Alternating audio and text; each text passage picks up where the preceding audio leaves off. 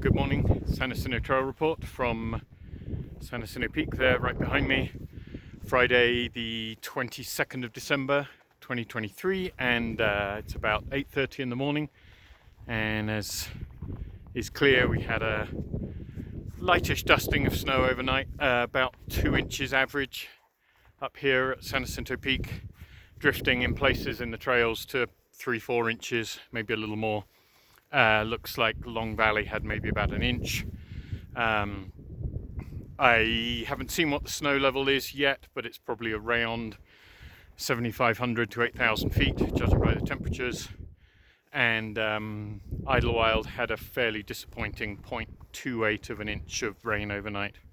By the looks of things over my shoulder, could still be snowing on San Gorgonio there to the northwest, and nice layer of cloud down in the Coachella Valley. It's actually largely cleared over on the marine side out towards the west. Unusual system in that it came in. I'm having to stand in a slightly odd place because the wind's actually more or less due south right now. System came largely in from the southeast, so used to them coming in from the west or the southwest. Currently spikes probably recommended anywhere once you start encountering snow, which, like I say, is going to be roughly around 8,000 feet. That's kind of Saddle Junction, Strawberry Junction type elevation, so if you're going above those locations, no harm in carrying spikes. Right now it's a very fine, grippy kind of powder, but that's going to change. It's going to generally be above average temperatures or around average, probably for the Christmas week.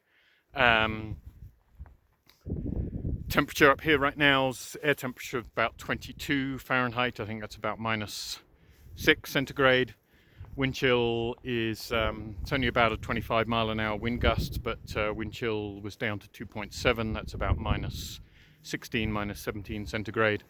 So being prepared for those kinds of potential temperatures would be valuable.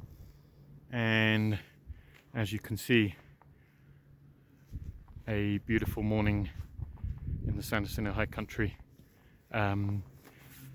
Last thing, certainly snow depths are nowhere near sufficient for any other kind of traction, snowshoes, etc. at this time. And safe hiking, everyone.